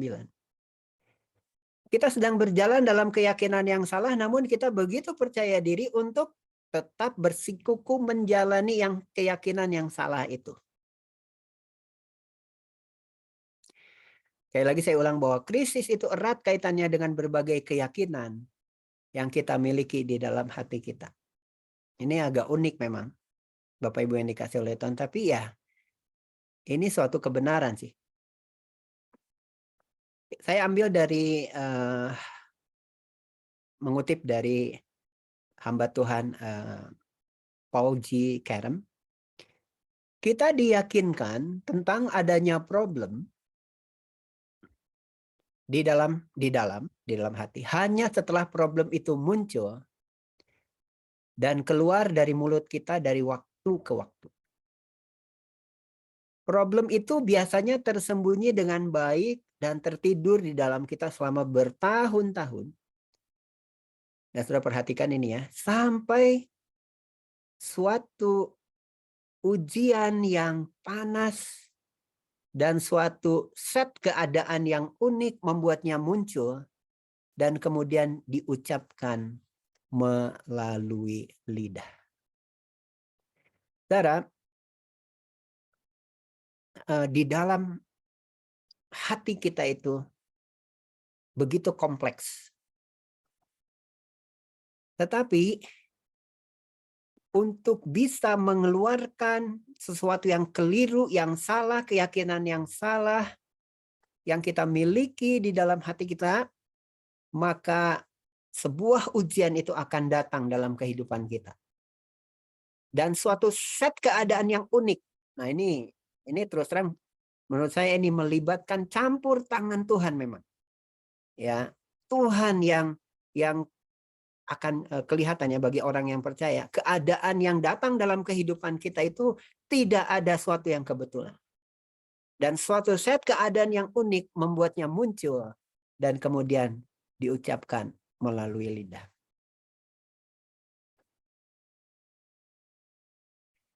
Saudara, krisis adalah cara yang terbaik untuk mengungkapkannya atau mengungkapkan kesalahan dalam hati kita. Mengapa saya sampaikan hal ini, Bapak Ibu yang dikasih oleh Tuhan? Dalam konteks kita memuji dan menyembah, atau kita bermazmur untuk Tuhan, sebetulnya itu adalah jalan yang aman. Bagi kita sebagai gereja, kalau kita menerapkan itu dengan cara yang benar dalam kehidupan kita bergereja, tidak usah melalui krisis, apa yang ada dalam hati kita itu diungkapkan. Tidak perlu melalui krisis. Tetapi krisis terjadi ketika kita itu masih berjalan pede sekali dengan keyakinan yang salah yang kita miliki, tetapi kita yakini itu sebagai kebenaran. Lalu satu set keadaan yang tadi terbangun dan sebuah ujian yang panas ya kalau itu bahasanya, maka itulah yang akan memunculkan apa yang ada dalam hati kita. Nah, ketika itu terjadi, Orang ngalamin krisis itu dia bisa komitmen atau dia bisa sama sekali nggak ngambil komitmen untuk mengenal Tuhan. Kalau orang mengalami krisis, dia bisa ngambil komitmen untuk kenal Tuhan, itu yang terbaik. Tapi ada orang yang ngalamin krisis, tapi dia tidak ngambil komitmen untuk dia mendekat kepada Tuhan. Keadaannya akan lebih buruk. Jadi sebetulnya kita bersyukur Bapak Ibu yang dikasihi Tuhan, sebagai gereja, kita sudah diberikan cara yang terbaik dari Tuhan. Kalau kita mau betul-betul mempraktekkan, memuji dan menyembah Tuhan itu seturut dengan apa yang Tuhan ungkapkan melalui kebenaran firman Tuhan yang saya sudah sharingkan, maka saudara, kehadiran Allah di tengah-tengah jemaat itu akan menjadi nyata. Dan jemaat yang sudah mengalami hal itu, dia akan ajak jemaat yang lain. Walaupun saya tidak mengatakan ya bahwa tiba-tiba karena pujian penyembahan saudara akan kedatangan jemaat yang begitu banyak. Saya yakin sudah dibuktikan tidak seperti kayak gitu. Karena Tuhan tuh punya rencana untuk kita gereja masing-masing. Tetapi bahwa jemaat akan dengan sukarela, dengan sukacita mengatakan kepada orang lain, ayo kalau kamu mengenal Tuhan Yesus, yuk datang ke gereja. Ayo ikut datang ke gereja. Mau kenal Tuhan, mau terima Tuhan, mau terima lawatan Tuhan, harus datang ke gereja. Nah, itu sebuah pelayanan yang menurut saya menunjukkan satu keberhasilan. Tapi nah itu kan karena hatinya sudah terbongkar. Lain dengan orang yang hatinya belum terbongkar ya, rahasianya belum terbongkar, belum ketemu dengan Tuhan Yesus dengan benar ya. Itu pasti punya motivasi-motivasi yang lain. Tapi kalau orang sudah terbongkar hatinya, betul-betul tahu apa yang menjadi kebenaran, ajakannya ada ajakan yang tulus, orang yang dibawanya pun ya suatu saat menjadi bagian dalam tubuh Kristus di gereja lokal di mana kita melayani ya di Tuhan. Dan saudara, kabar baiknya tidak ada umat Allah yang kebal terhadap krisis, tidak ada. Tidak ada yang kebal. Jadi jangan merasa diri kuat kalau kata firman Tuhan, ya. Tuhan Yesus itu tidak pernah memaksa siapapun. Pilihannya ada pada kita. Mau menjadi gereja yang bermazmur bagi Tuhan, atau mau menunggu krisis datang. Pada hari ini, perkara yang Allah lakukan adalah membuat orang, satu, Allah melakukan atau Allah membuat orang satu bergairah memberitakan Injil. Kedua, menuntut kerohanian. Kalau saudara bisa ikut seminar seperti kayak gini, itu sebetulnya perkara ilahi yang Allah lakukan dalam hidup saudara.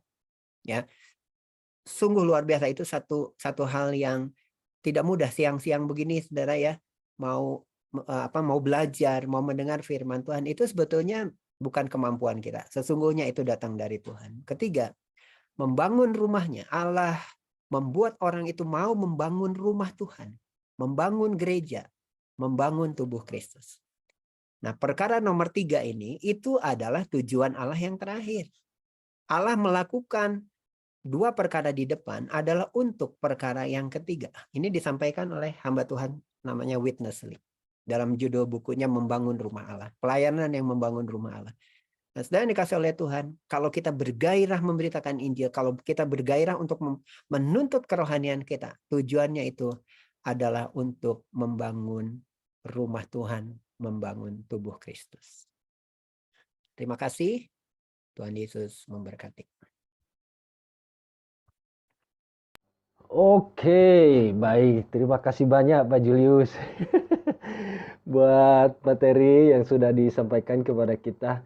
Nah, kembali lagi Bapak Ibu, sebelum kita nanti foto bersama, kita akan akhiri. Boleh silakan yang mau memberikan pertanyaan atau memberikan tanggapan? Atau ada hal yang kurang dimengerti?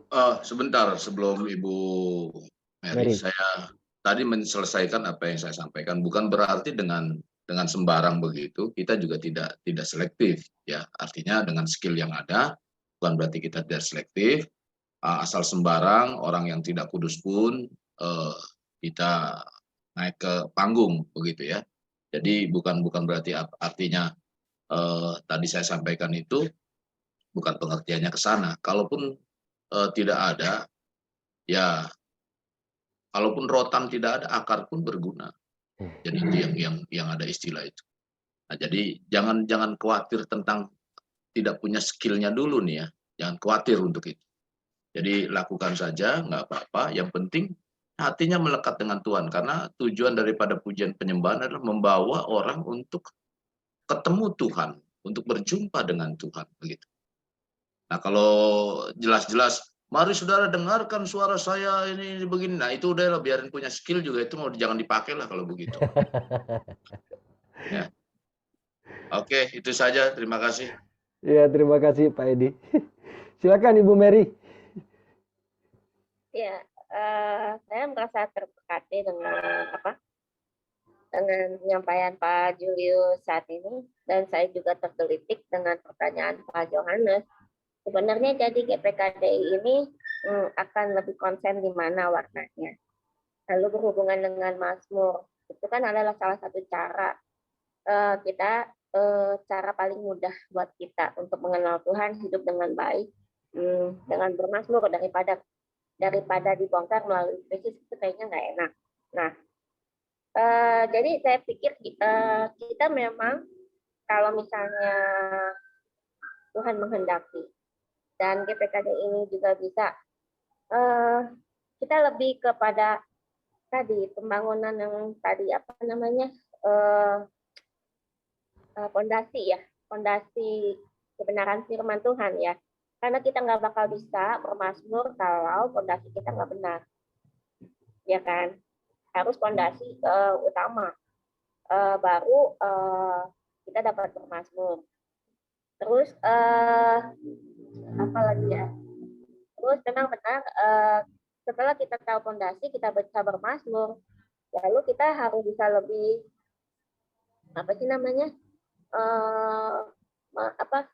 strong, memelihara warna yang kuat tentang fondasi yang kita yakini itu gitu loh.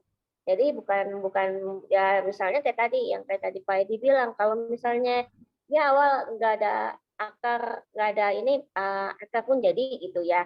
Oke, di awal-awal. Tetapi kalau orang yang benar-benar hatinya sudah melekat, pasti akan ada dalam dorongan bagaimana membangun dirinya sendiri supaya menjadi menjadi berguna di dalam tempat pelayanan yang Tuhan sudah setting kita di situ gitu. Dan saya ini yang saya boleh juga dapatkan, kemarin saya boleh mengunjungi orang sakit. Saya boleh menemukan malah saya yang merasa saya merasa ada lawatan Tuhan atas orang itu, dan juga saya merasakan ada penghiburan. Jadi bukan saya yang menghibur orang sakit, jadi orang sakit itu menghibur saya malah ya.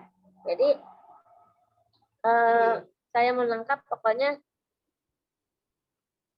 berikan yang terbaik untuk Tuhan, apapun kondisi kita.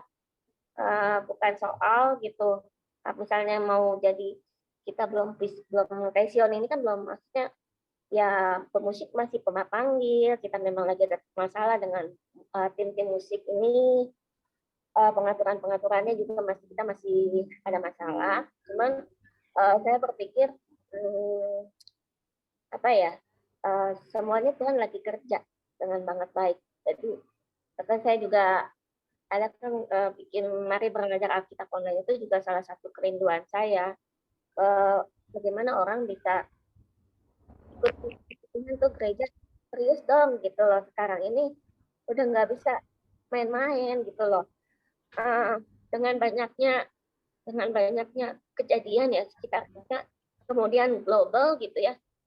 Dan saya ngerasain gitu, ujung-ujungnya kalau kita nggak kuat, gereja ini nggak kuat, kita tidak mempersiapkan diri dengan baik, fondasinya nggak kuat, nah itu akan lari pada ujung-ujung yang krisis-krisis seperti tadi gitu loh.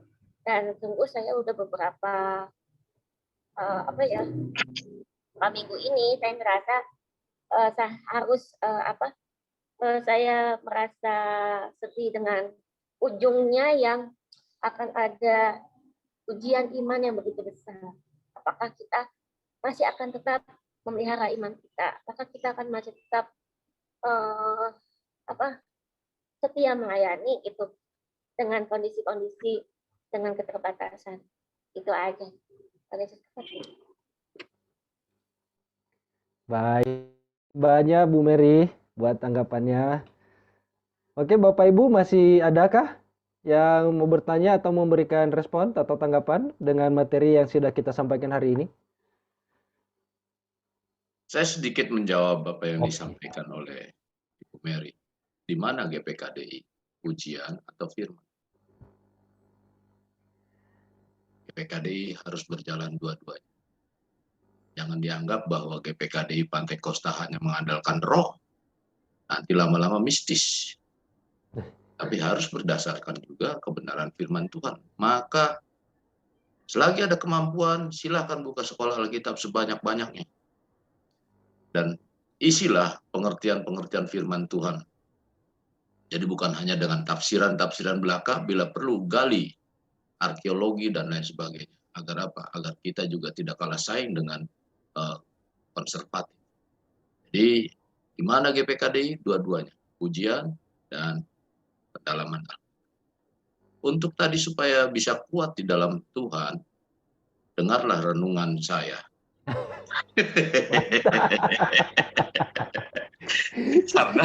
karena seminggu ini kita berbicara tentang apa? Tentang pencobaan, apakah memang itu dari Tuhan, makanya bertahan dan lain sebagainya. Itu aja, bukan promo lagi, bukan. Dan jangan lupa like dan subscribe. Iya. Baik, masih adakah Pak Yohanes ada mau nanggapin lagi atau cukup Pak? Pak Junius. Oke. Ya, yang saya Bapak Ibu yang dikasih oleh Tuhan, bahwa yang saya sampaikan itu baru bermazmur. Di ayat itu masih ada nubuatan, masih ada karunia bahasa roh, pengajaran, dan juga karunia menafsirkan bahasa roh. Jadi ini kan konteksnya masih di konteks puji sembah. Nah, dalam kaitannya ibadah. Jadi yang menjadi pemaparan pada hari ini baru satu poin itu. Nah, jadi kalau nanti mau digabungkan lagi dengan yang lain, nanti di PDF yang saya sudah berikan kepada Pak Junius itu ada hanya sedikit saja tentang apa itu karunia mengaji pengajaran, karunia nubuatan, karunia bahasa roh, menafsirkan bahasa roh, ya, supaya nanti kalau saudara menyelidiki sendiri itu mengerti nanti bagaimana mengkaitkannya. Ya, karena menurut saya itu tidak lepas dari karunia, karena itu nanti akan bersambungan. Ya, tapi awalnya itu makanya penempatannya kenapa nomor 1? Kenapa bermazmur dulu? Kenapa tidak karunia menafsirkan bahasa roh yang pertama? Tetapi mengapa karunia mengapa karunia bermazmur dulu gitu. Ya, jadi menurut saya itu akan menjadi pokok bahasan yang lain ya, tapi untuk sekarang sampai di sini. Baik, terima kasih Pak Junius, silahkan. Ya, baik. Karena sebenarnya waktu kita 2 jam ya, 2 jam sampai jam 12 siang. Sebenarnya nggak cukup sih kalau kita mau bahas lebih banyak lagi, lebih detail lagi tentang materi peran penting pujian penyembahan. Menurut saya itu biasanya 1 atau 2 semester lah ya. Jadi cukup lama banget, dan saya mengikuti itu juga, makanya saya bilang itu cukup lama banget. Tapi hari ini sangat poin, sangat inti dan sangat dalam dan sangat menurut saya basic banget buat kita, tetapi bukan basic yang biasa, tapi ini basic yang sangat dalam yang memberkati kita dari Bapak Ibu Gembala Sidang untuk di gereja untuk memahami betul bahwa peran pujian penyembahan itu dalam gereja kita itu harus sangat penting dan harus ada untuk kita lakukan, untuk kita bangun, untuk kita adakan. Nah, sekali lagi kami dari Departemen Tim Puji Sembah Sinode Daerah Banten Jawa, kami akan concern juga dengan ini dan mungkin kedepannya bakal mengadakan hal-hal yang serupa, mungkin seminar atau pelatihan-pelatihan kepada Bapak Ibu Gembala atau kepada teman-teman pelayanan dari gereja lokal, tim Departemen Puji Sembah gereja lokal. Kami akan terus bersinergi, kami akan terus bersama-sama supaya tim puji sembah di gereja lokal kita semakin hari terus semakin lebih baik dan gereja kita tentunya juga akan menikmati hasilnya begitu. Jadi kami Pak Julius, terima kasih sekali lagi atas materi yang sudah disampaikan kepada Bapak-Bapak Gembala dan Ibu Gembala pagi hari ini. Boleh menjadi berkat buat kami semua. Dan sebelum nanti statement closing dari Pak Julius, boleh kita berfoto bersama dulu Bapak Ibu? Pak Opan, boleh minta tolong Kak untuk memfoto kita? Iya. Ada Pak Andri udah join. Oke, bisa buka kamera, ada Bapak Ibu di barisan bawah di layar saya. Oke, Ya, Pak Roni. Febi, Ibu Panca Tias. Oke, kalau memang tidak apa, kita foto sekarang aja ya, Bapak Ibu. Siap. 1, 2, 3. Sekali lagi, 1, 2. Oke. Pak Alsen mana tadi bersiul kok nggak ada dia? Hah? Iya. Bapak Ibu, nanti saya juga minta feedback sekali lagi dari tim Departemen Puji Sembah minta feedback, boleh japri saya secara personal berkaitan dengan seminar hari ini. Boleh mengevaluasi silakan, boleh disampaikan kepada saya secara personal di japri nomor handphone saya gitu melalui WA. Dan nanti slide-nya juga sudah saya terima dari Pak Julius, akan saya bagikan di grup apa ya, saya lupa ini. Ya Banten Jawa ya, di grup Banten Jawa ya Bapak Ibu, GPKDI Banten Jawa ya. Nanti Bapak Ibu boleh cek di situ, saya akan share di situ materi hari ini yang sudah disampaikan oleh Pak Julius. Jadi mungkin begini kali Pak Junius, harapan dari Banten agar Departemen Puji Sembah ini ada panduan dasar, tetapi itu pengembangannya nanti sebagai ibadah praise worship itu paling tidak ada, supaya nanti ketika ada pemula-pemula yang perintisan itu dia tidak gimana sih GPKDI atau apa begitu. Jadi panduan dasar itu ada, supaya nanti dan itu pengembangannya terserah kepada yang akan melaksanakannya. Tapi panduan dasar itu ada tentunya, supaya ketika baru-baru pelayanan gimana sih modelnya, gimana supaya ini ada di GPKDI. Kalaupun di pusat belum ada, biarlah GPKDI Banten Jawa bisa memberikan sumbangsi untuk pada sinode pusat. Saya rasa itu yang harapan saya ke depan. Ya, baik. Terima kasih Pak Edi. Ada yang lain? Harapan yang lain dari Bapak Ibu? Oke ya, nggak ada ya. Mungkin kita akan akhiri Bapak Ibu. Ini 2 menit lagi. Kita akan akhiri 2 menit lagi. Tapi sebelum kita akhiri, sebelum kita doa tutup hari ini, nanti saya minta statement closing dari Pak Pendeta Julius hari ini yang sudah menyampaikan materi buat kita tentang peran penting pujian penyembahan dalam ibadah.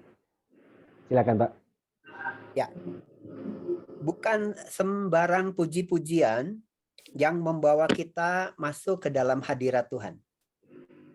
Tetapi korban pujian dengan hati yang rela dan dengan roh yang menyesal. Tuhan tidak akan bertahta jika Ia tidak melihat umat-Nya menginginkan Dia lebih daripada berkat-berkat-Nya. Kiranya menjadi berkat untuk kita. Iya, terima kasih banget Pak Julius. Terima kasih buat statement closing-nya. Semua diberkati hari ini ya Bapak Ibu ya. Oke, kita akan akhiri seminar hari ini. Dan kami dengan hormat minta kepada Bapak Pendeta Edi untuk menutup kita dalam doa Pak. Mari kita sama-sama buka hati kita untuk doa. Bapak yang baik, kami mengucap syukur buat kebenaran firman yang disampaikan lewat hamba-Mu Pak Julius Tuhan.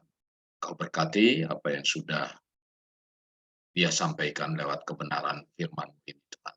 Berikan hikmat, marifat, dan bahkan juga urapan lebih lagi dalam kehidupan dan pelayanannya, sehingga apa yang dilakukan dalam melayani Engkau Tuhan. Semakin hari Tuhan terus tambah-tambahkan hikmat marifat, bahkan juga di dalam rohani jemaat Tuhan juga terus makin bertumbuh, bahkan mengalami pertumbuhan bukan hanya sekedar secara rohani, tetapi juga jumlah yang ada di dalam pelayanan terus ditambah-tambahkan. Demikian juga dalam kehidupan kami sebagai hamba-hambamu yang tergabung di dalam GPKDI Banten Jawa, maupun Tuhan yang melayani juga di lingkungan gereja kami masing-masing. Tuhan pimpin kami agar apa yang kami lakukan semata-mata untuk hormat kemuliaan nama-Mu Tuhan. Bawa kami agar kami tetap memiliki satu sikap yang mungkin juga berusaha untuk yang terbaik memberi kepada Engkau, bahkan memiliki integritas yang baik Tuhan dalam sikap dan pelayanan yang kami lakukan. Terima kasih Bapak Surgawi, terima kasih. Biar kiranya anugerah berkat daripada Tuhan tercurah dalam kehidupan umat-umat-Mu pada hari ini yang ambil bagian dalam seminar ini. Dalam nama Tuhan Yesus kami alaskan doa dan